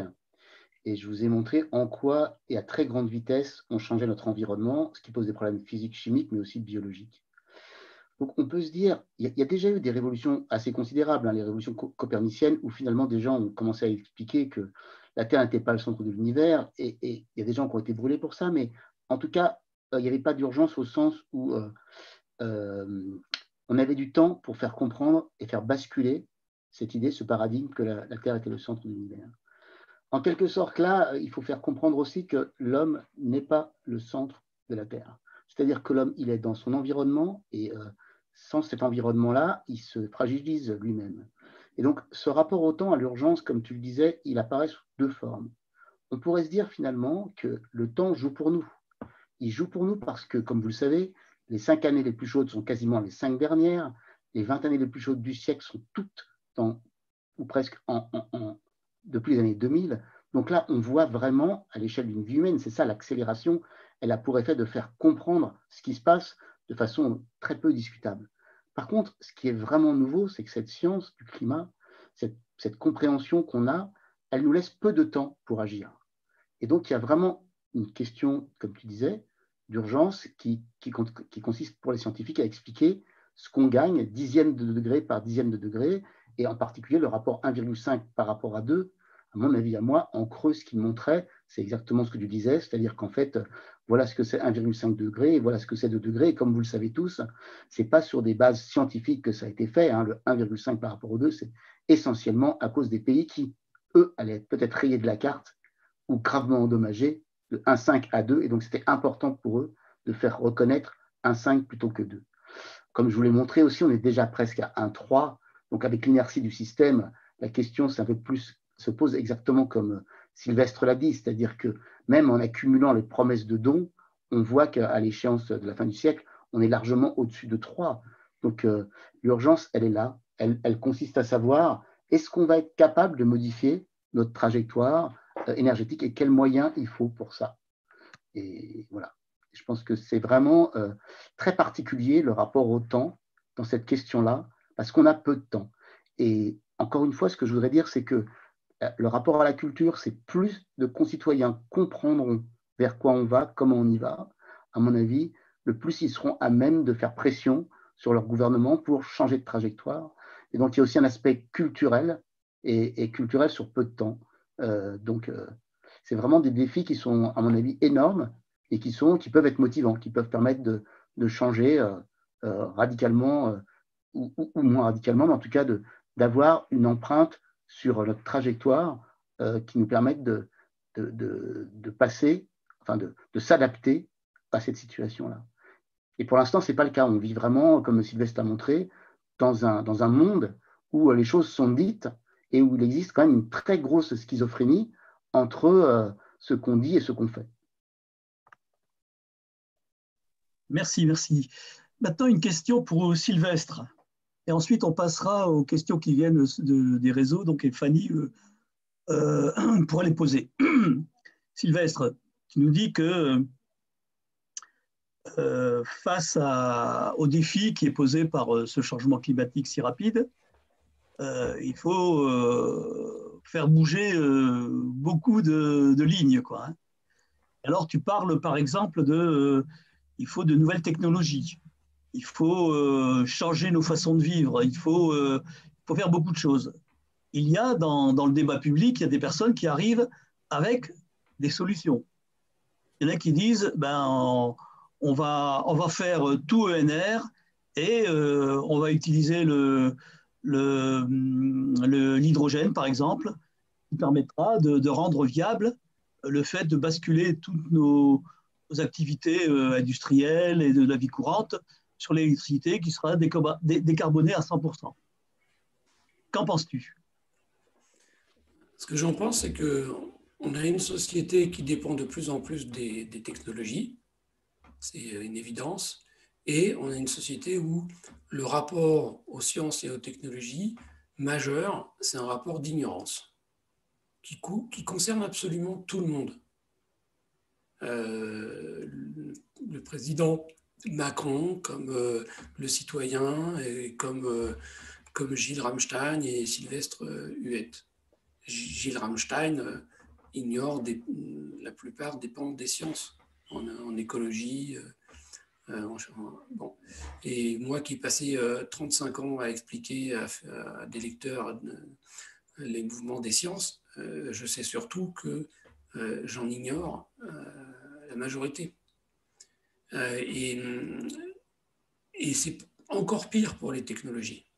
Encore pire, parce qu'une technologie, en général, c'est une combinaison de savoirs qui peuvent être de différentes disciplines scientifiques dans un objet dont la complexité met au carré le défi de la compréhension. Donc c'est un problème majeur parce que ce que ça veut dire, c'est que de faire en démocratie les choix technologiques qui seront indispensables pour avoir des économies les plus économes en matières premières, en espace, en énergie, eh bien, ça réclame une expertise de ce que la science et la technique existantes rendent possible. Ça réclame aussi une expertise de ce qu'on pourrait faire par de la recherche-développement en choisissant des orientations en fonction des objectifs socio-économiques ou climatiques qu'on a. Et que ce débat politique, il est extrêmement difficile à conduire parce que on ne peut pas le conduire sur la base d'un partage du savoir à la mode encyclopédiste Diderot, d'Alembert, qui, avec leur encyclopédie de l'époque, exposait finalement toutes les techniques utilisées dans les manufactures et par les artisans ou les paysans de l'époque. Et ces techniques étaient transparentes. Aujourd'hui, elles ne peuvent pas être transparentes. Ce n'est pas possible. Il faut des savoirs scientifiques extrêmement spécialisés, donc limités aux spécialistes, par définition, pour en saisir tous les tenants et aboutissants. Ce que ça veut dire, c'est que nous avons besoin de construire des savoirs d'un autre type qui ressemblent au savoir du GIEC. Dans le GIEC, dans les rapports du GIEC, vous n'avez pas les résolutions d'équations que Gilles va faire quand il fait un article scientifique. Hein, c'est une expertise sur les travaux des scientifiques pour dire, par rapport au problème posé, qui est celui du climat, qu'est-ce que la science dit des causes, des conséquences du changement climatique et, par exemple, pour le groupe 3 du GIEC, des différentes technologies qu'on peut utiliser pour avoir de l'énergie qui ne soit pas carbonée. Et si on veut, c'est un problème civilisationnel de très grande envergure. Nous avons besoin de construire des systèmes politiques capables de gérer cette contradiction entre la nécessité d'utiliser des technologies très sophistiquées et l'ignorance obligatoire de la majorité des citoyens et des décideurs sur les mêmes technologies. Alors, il y a un défi de civilisation qui sera relevé dans la durée. Hein. On ne va pas changer rapidement cet état des choses. Mais songez à ce qu'on a réussi à faire, par exemple, pour maîtriser les risques liés à l'énergie nucléaire. Ça a été long, mais finalement, en 2006, on a mis en place une bonne structure, l'Agence de sûreté nucléaire, qui est indépendante du gouvernement, qui est compétente, qui est dotée de moyens très conséquents, qui est très sévère, c'est probablement l'autorité de sûreté nucléaire la plus sévère du monde.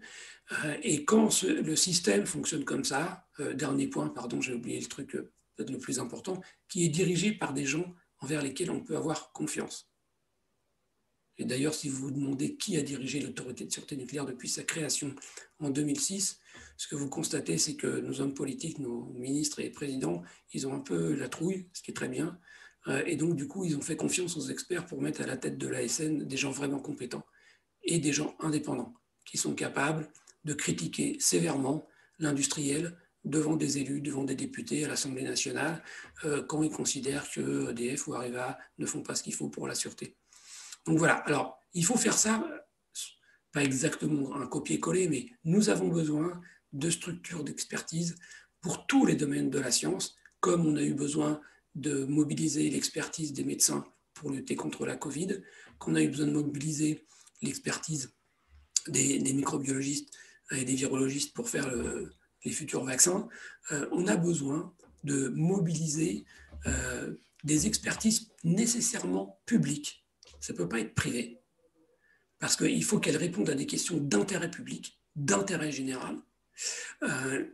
C'est des morceaux d'État, hein, mais distincts du gouvernement, de l'exécutif, pour ne pas être soumis à des impératifs politiciens de court terme. Et puis, pour avoir les compétences nécessaires à la mise en œuvre de tels systèmes, il faut avoir une recherche publique, université et organismes de recherche en très bonne forme. Il ne faut jamais oublier que dans le monde actuel, plus de la moitié des scientifiques chercheurs, des ingénieurs chercheurs dans le monde, travaillent dans le privé. Et donc, ils travaillent pour des objectifs prioritaires de rentabilisation du capital investi. Ça ne veut pas dire que c'est des méchants. Mais ce que ça veut dire, c'est que, bien évidemment, les causes structurelles qui peuvent conduire à ce qu'on cache la vérité aux gens sur les technologies, voire aux dirigeants, et qu'on repousse des décisions nécessaires qui sont contradictoires avec l'intérêt de ces entreprises privées. Pour pouvoir faire ça, il faut avoir suffisamment de compétences dans la recherche publique et les universités pour opposer à tout ce qui se fait dans le privé une capacité d'analyse, une capacité, tout le monde connaît ce qui s'est passé avec le tabac. Et le fait que les cigarettiers ont su très tôt à quel point ils allaient tuer des dizaines et des dizaines de millions de gens, et ils ont tout fait pour que ça ne se sache pas. Et les gens qui ont fait ça étaient des scientifiques. Et donc, on a absolument besoin de s'appuyer sur une recherche publique bien dotée, libre, avec des méthodes de gestion qui font une grande place, pour reprendre un vieux mot, à l'autogestion, pour que la société dispose de compétences et de personnes indépendantes des intérêts particuliers et financiers pour construire ces expertises de gestion des technologies. Merci Sylvestre. Je passe peut-être la parole à Fanny qui a peut-être des questions qui viennent des réseaux. Oui, bonsoir à toutes et à tous. Du coup, je vais vous faire un petit peu une remontée des différentes questions. Donc, j'en ai une petite dizaine. Je les ai un peu réagencées par bloc pour qu'on soit un petit peu sur les mêmes thématiques. J'ai d'abord 3 petites questions un peu plus factuelles et un peu, enfin, voilà, c'est plus sur des aspects de la présentation, disons. Donc, j'ai Dominique qui demande quels sont les principaux scénarios concernant les départements d'outre-mer qui sont particulièrement exposés au risque d'élévation du niveau des mers. Francis qui demande à quoi est utilisé le charbon. Est-ce que c'est essentiellement à produire de l'électricité? Et Delphine qui demande l'impact de l'élevage justement sur l'ensemble du réchauffement climatique. Voilà, donc déjà il y a ces 3 questions-là, puis après peut-être on pourra en prendre d'autres si vous le voulez. Ok. Gilles, tu veux faire sur la remontée du niveau tom-tom marin, il y a effectivement l'impact sur les îles, l'impact insulaire, mais il ne faut pas croire que ça se limite qu'à ça, hein. Par exemple, un pays comme le Vietnam, qui n'est pas une île, perdra avec une remontée de niveau marin supérieure à 1 mètre de l'ordre de 20% de sa surface. Et certaines provinces indiennes, comme c'est très peuplé, seraient aussi extrêmement touchées. Alors, il y a bien sûr des recherches qui sont faites pour connaître essentiellement les durées de vie d'îles du genre Maldives, d'îles qui sont assez peu élevées et qui ne sont pas des îles volcaniques où la remontée du niveau marin fera perdre une partie de la surface, mais pas une partie énorme. Et donc, on s'intéresse surtout aux îles de faible altitude et on s'intéresse aussi aux zones continentales qui sont très densément peuplées, comme le Bangladesh, et où des remontées de niveau marin de quelques mètres pourraient être catastrophiques. Juste pour vous donner un exemple, quand par exemple le Bangladesh accueille des Rohingyas, eh ben, il les accueille dans des zones où les moussons sont très fortes et où des fortes moussons les fragiliseraient encore plus.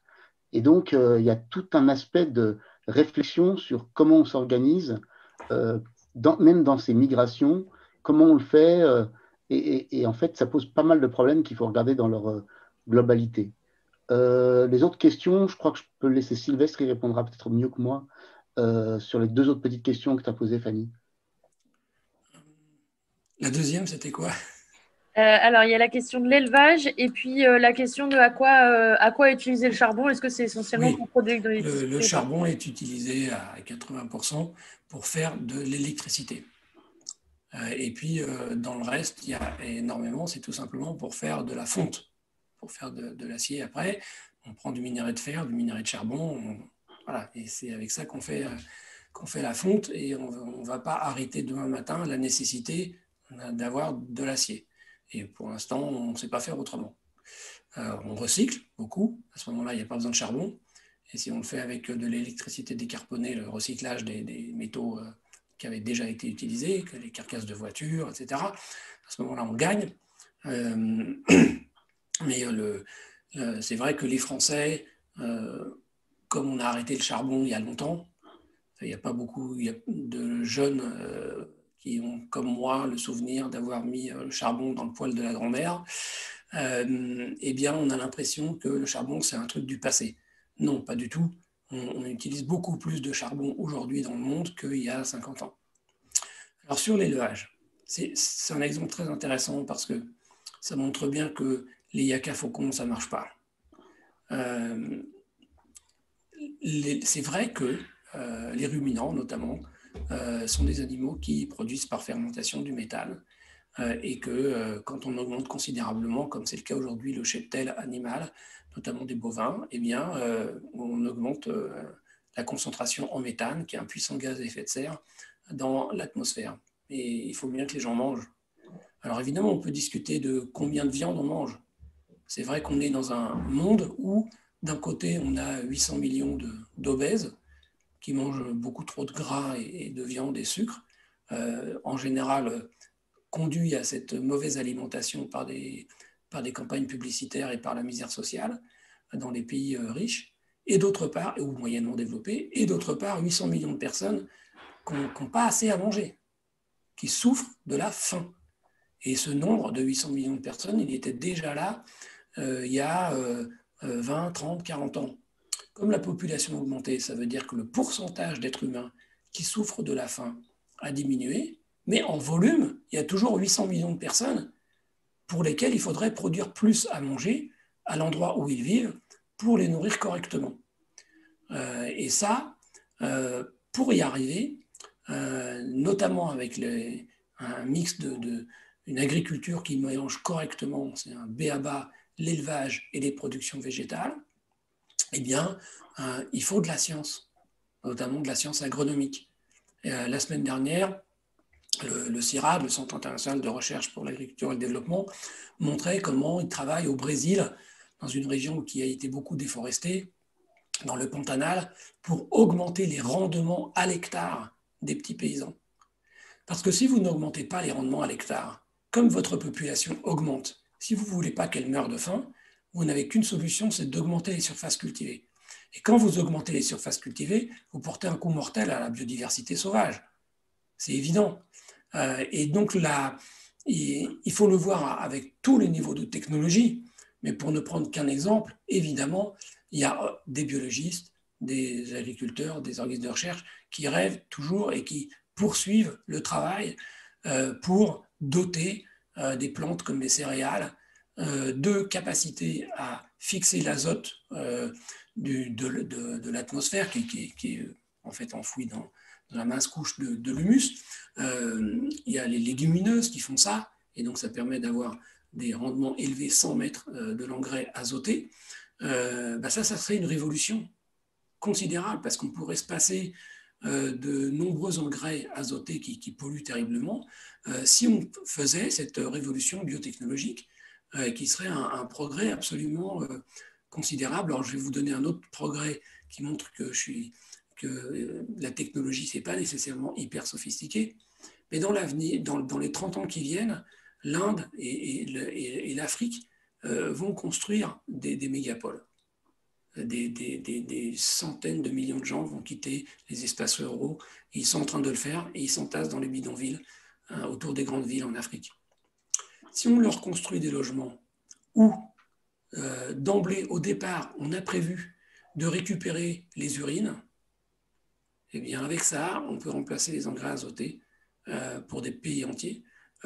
Évidemment, quand on le fait au début, quand on installe les réseaux d'assainissement, c'est beaucoup moins cher que de devoir le faire après coup, quand on veut changer. Voilà, c'est des exemples pour montrer que quand je parle de révolution technologique, ce n'est pas seulement la physique de pointe et réussir enfin à faire fonctionner un réacteur à fusion ou des choses comme ça. Alors, sinon, j'ai aussi trois autres questions un petit peu factuelles. Du coup, il y a Martine qui demande certaines techniques pour produire des énergies écologiques sans mettre plus énergivores et polluantes en CO2. Comment choisir et ne pas se laisser aller au greenwashing?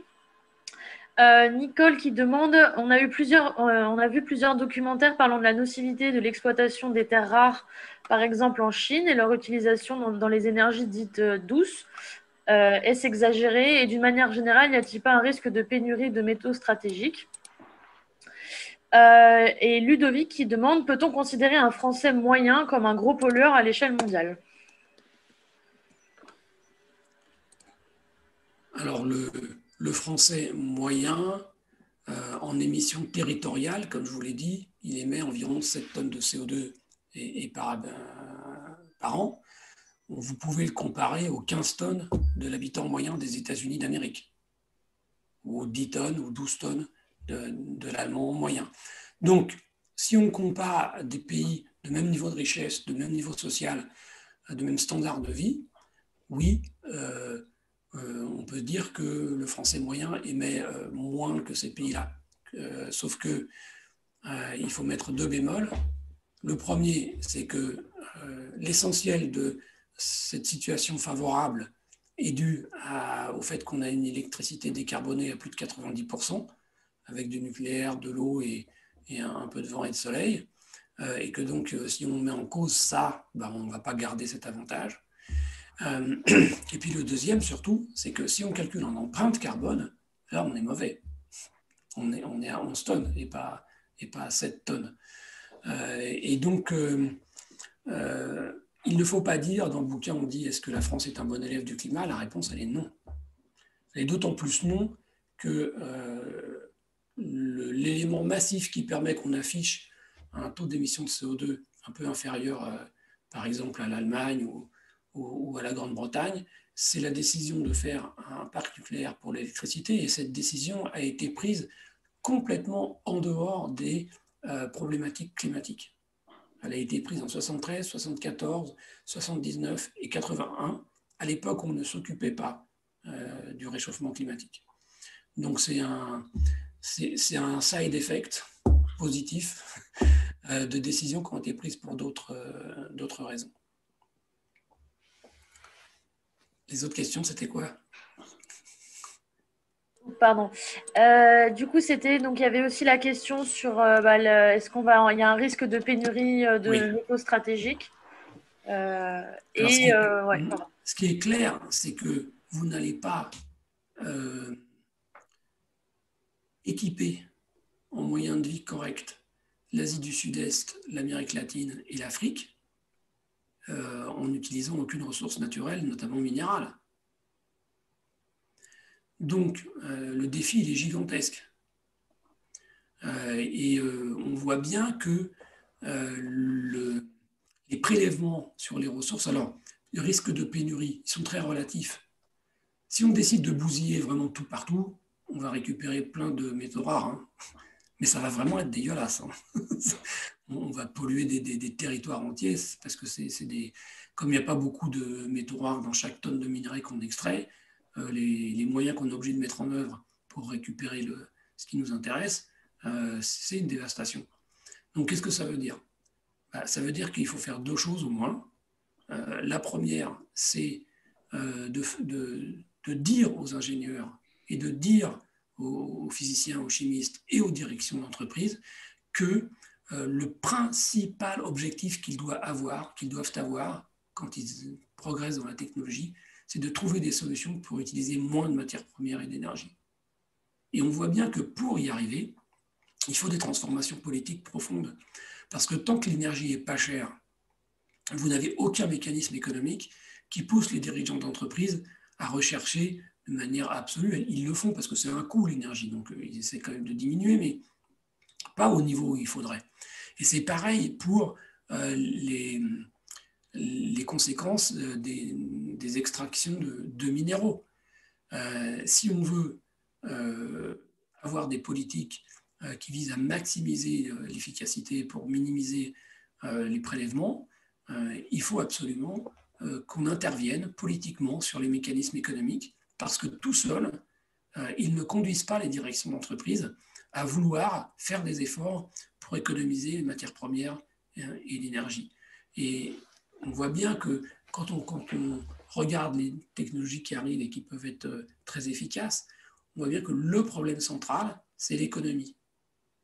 C'est les mécanismes économiques. Comment on fait pour orienter, par exemple, l'épargne mondiale vers les technologies les plus économes en énergie et en matières premières. Et on voit bien qu'il faut prendre un encadrement politique. Alors, il y a 2 voies. Il y a les gens qui pensent qu'on peut y arriver en gardant le capitalisme et puis en faisant des lois, des règlements, un ministère de l'Environnement, etc. Et puis il y en a d'autres, j'en fais partie, qui pensent que oui, bien sûr, il faut faire tout ça, mais qu'on n'y arrivera pas si on fait que ça, et qu'il faut introduire dans la gestion concrète, quotidienne des directions d'entreprise, des gens dont la mission sera d'obtenir des objectifs d'économie de matières premières et d'énergie, et que donc ils soient jugés sur ça et pas sur le cash versé aux actionnaires à la fin de l'année. Et ça, évidemment, c'est une transformation sociopolitique qui a un caractère révolutionnaire.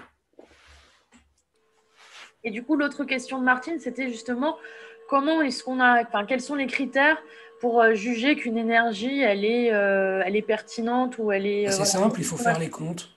Combien ça émet de CO2, combien ça bousille de surface, de nature, que deviennent les déchets. En fait, on sait faire ça. Les ingénieurs, les scientifiques, ils savent faire ces calculs. Ce n'est pas un problème de savoir, c'est un problème politique d'imposer des objectifs de moins d'émissions. Regardez là, ce qui s'est passé avec la Convention climat sur le malus sur les grosses voitures. C'est terrifiant d'ânerie, quoi.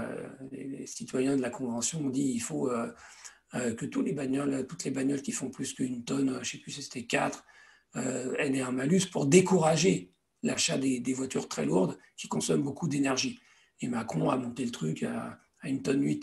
Bon, bah non, il faut 1,4 tonne, ce qui est un début.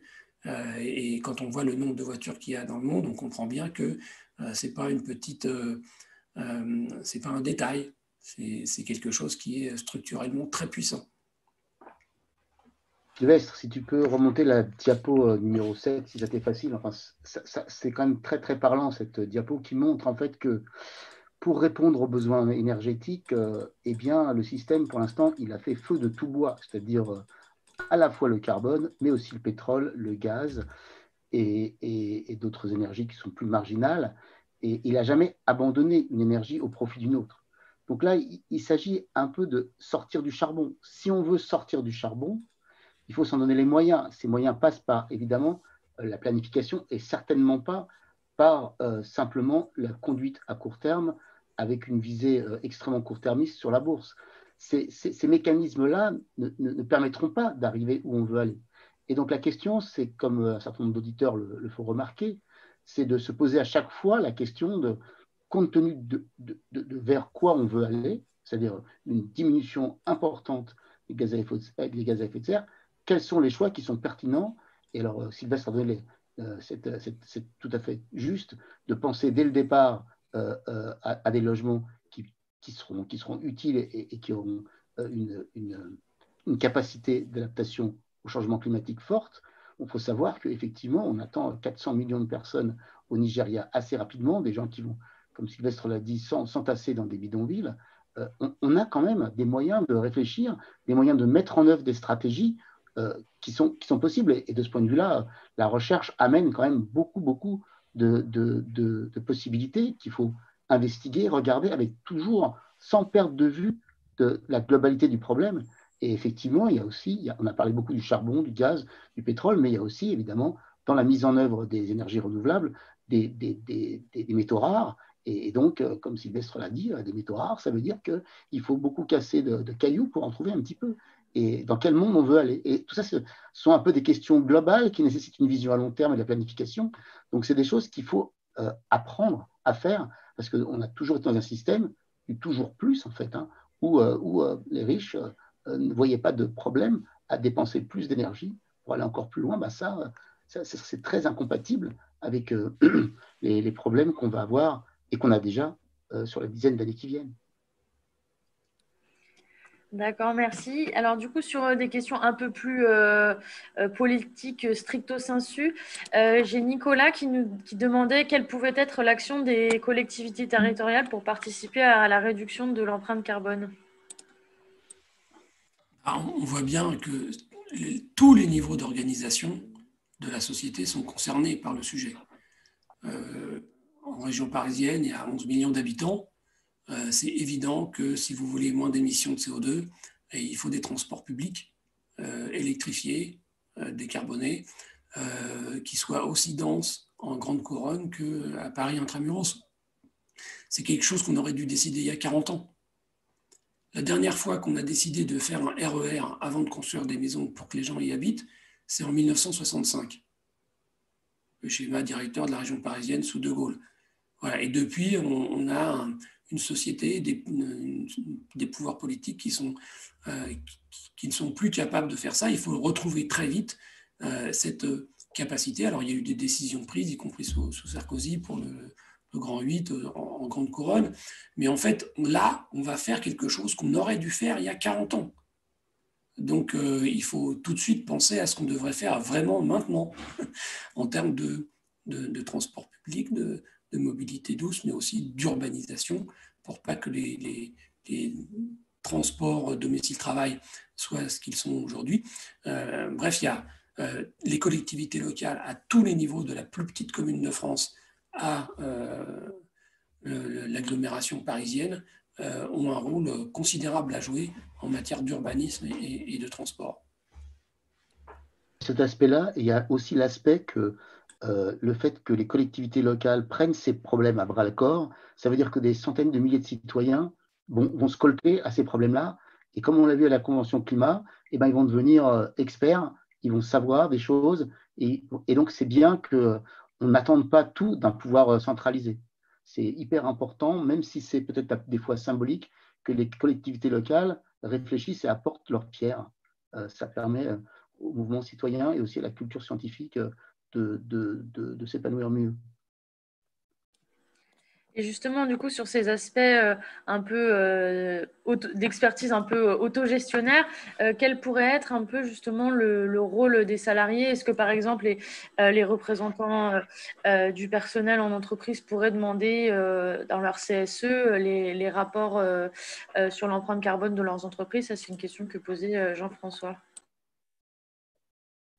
Oui, bien entendu, quand je dis il faut mettre à l'endroit où on décide dans les entreprises ce qu'on produit, pour qui, pourquoi, si on veut que ce soit l'intérêt général qui prime et pas le cash pour les actionnaires, il faut mettre dans les instances de décision des représentants des salariés de l'entreprise, mais aussi des représentants de la société autour. Ça peut être les collectivités locales. Si c'est une très grande entreprise, il faut des représentants de l'État, du gouvernement, de l'Assemblée nationale, de manière à ce que quand dans une entreprise, on décide un programme de production, de construire une infrastructure industrielle, etc., eh bien, au moment où on décide, on met sur la table les critères climatiques, écologiques, comme faisant partie des critères majeurs de décision. Je vais prendre un exemple simple. Le Code des marchés publics contribue dans sa rédaction et dans sa manière dont il est utilisé par les élus partout à aggraver les problèmes, puisque le critère majeur, c'est toujours le moins-disant. L'entreprise qui propose le produit ou le projet pour le moindre coût. Oui, mais si c'est un moindre coût immédiat et que, parce que la manière dont c'est fait produit une dévastation climatique ou environnementale, le vrai coût pour l'ensemble de la société, il est très élevé. Sauf qu'il n'est pas pris en compte au moment où on décide de le faire. Donc, ce dont nous avons besoin, par exemple, c'est de mettre dans le code des marchés publics qu'on calcule l'empreinte carbone de l'objet qu'on va acheter. Et là, je vous garantis que si vous calculez l'empreinte carbone d'un objet manufacturé en Chine et d'un objet manufacturé en France, il n'y a pas match. Le produit manufacturé en France va gagner à tous les coups à cause du caractère décarboné de l'électricité française et du caractère très carboné de l'électricité chinoise. Donc ça serait une réforme structurelle d'une très grande efficacité. Mais bien évidemment, on voit bien que pour l'obtenir, il faut avoir des citoyens qui réclament ça, alors que c'est une demande un peu technique. C'est difficile de faire une manifestation pour modifier le code des marchés publics. Ce que ça veut dire aussi, c'est que dans les partis politiques qui sélectionnent les candidats aux élections législatives, etc., eh bien, on doit discuter de ça pour avoir des programmes capables de mettre sur le métier des réformes de structure, des décisions majeures qui, par exemple, pour prendre ce domaine, soient capables de complètement changer la manière dont on prend en compte l'empreinte carbone des produits qui vont être commandés par une collectivité locale ou par l'État. Merci. Et du coup, dernière question de Sarah. Du coup, plus généralement, quelles seraient les actions prioritaires qu'il faudrait prendre en France? Et est-ce que vous pensez que la France peut parvenir à la neutralité carbone d'ici 2050? Avec les politiques actuelles, c'est impossible d'atteindre la neutralité carbone en 2050. Il suffit de lire les rapports du Haut Conseil pour le climat pour le savoir. D'ailleurs, c'est assez drôle que le président Macron ait mis en place une structure d'expertise publique sur le climat qui est composée essentiellement de gens très bien, très compétents et qui, du coup, dans chaque rapport, disent bah non, la politique française n'est pas bonne. Mais bon, ce qui est urgent, paradoxalement, c'est de ne pas prendre des décisions qui aboutissent à créer des systèmes très émetteurs en carbone.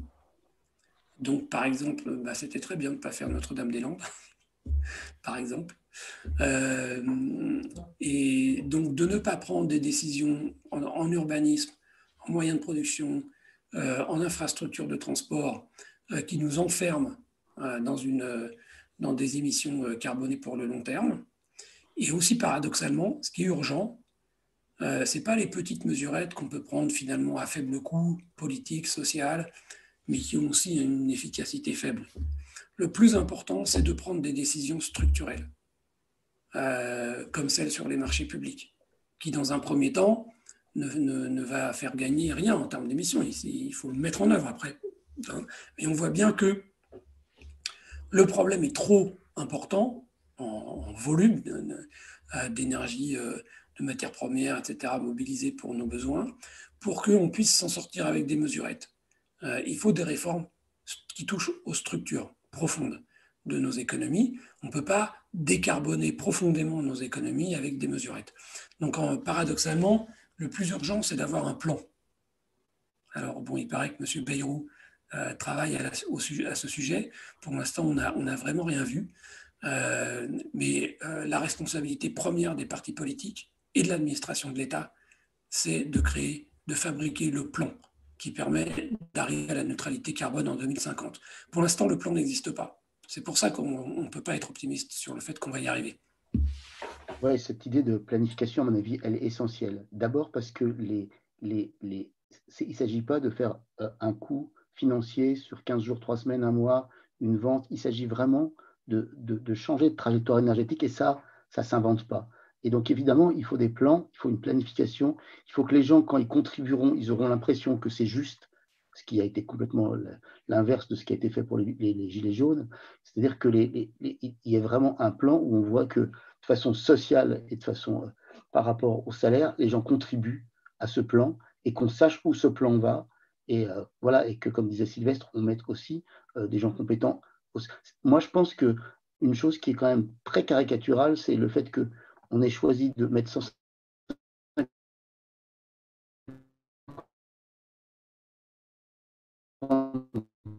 personnes ensemble pour réfléchir. On s'est rendu compte que ces gens étaient capables de réfléchir, d'être accompagnés et de faire des propos. C'est pareil, en fait, on a aussi là des gens qui en fait, mettent en exergue le fait qu'il y a une certaine schizophrénie, c'est-à-dire qu'on dit des choses, on prétend qu'on va faire des choses, mais très mal. La direction, elle ne change pas. Ah, ok. Il y a eu un problème de son. Ah, d'accord. Ok. Alors, je ne me rends pas compte de ce que vous avez loupé, mais ce que je disais, en tout cas, c'est que, effectivement, comme Sylvestre en parlait à la fin, là, on a besoin de planification. C'est des sujets qui sont des sujets de long terme, qui dépassent 2 ans ou 3 ans d'élection. C'est des sujets sur lesquels il faut mettre une politique dès maintenant.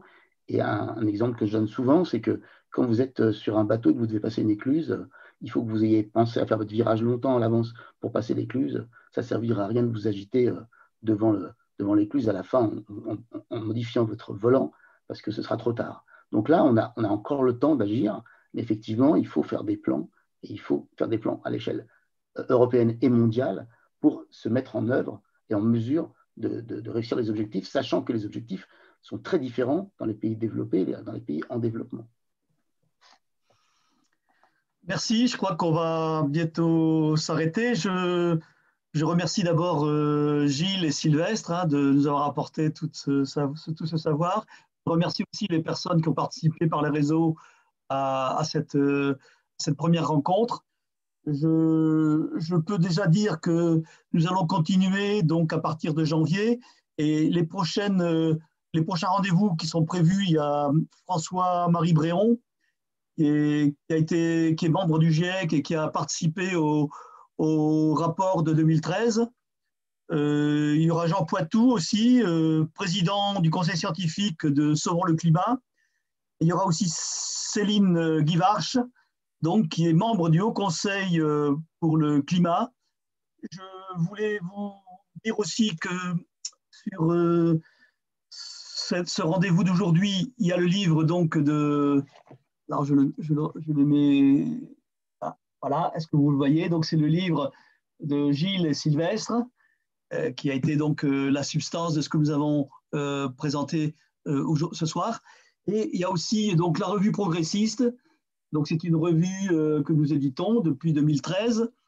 C'est 32 € l'abonnement pour l'année, 4 numéros, 24 pour les étudiants et les chômeurs.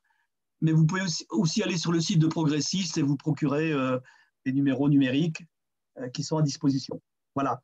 Donc, je crois que c'est fini et les micros vont être coupés et on se retrouve en janvier.